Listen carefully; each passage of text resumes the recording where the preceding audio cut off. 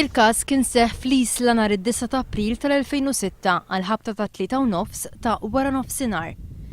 Rhys Fiteni, Ronald Barbara u Keith Bartolo deru l-qorti akkużati li bi vjolenza ikkommettew stupru fuq Tfajla. Wieħed mill-akkużati jiġi l-kuġin ta' Tfajla, ieħor jiġi l-arus tal-kuġina ta' Tfajla u t-tielet ġuvni huwa ħabib taż-żewġ akkużati.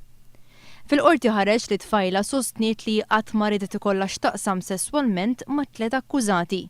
Il-każ ġara wara li Tfajla niżlet ix-xatt tal-Isla biex tiltaqa' ma' żewġ ħbieb tagħha tfajliet u xi ħbieb oħra. Hemmhekk wieħed mill-akkużati mar fuq Tfajla u qalilha biex tmur miegħu mixja sal-pont tal-Isla u fit-triq iltaqgħu ma' żewġ akkużati l-oħra.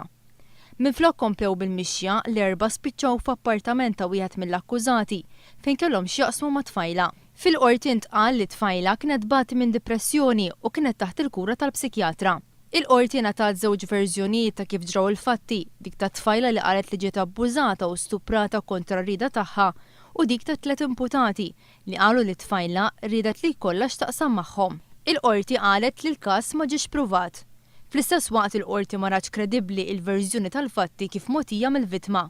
Għaldaqstant il-qorti ma sabitx li Tlett Guvintur ħatja bi stupru. Għall-akkużati deru l-avukati Guvintur, Joseph Gilio, Franco De Bono u Charmaine Sherritt.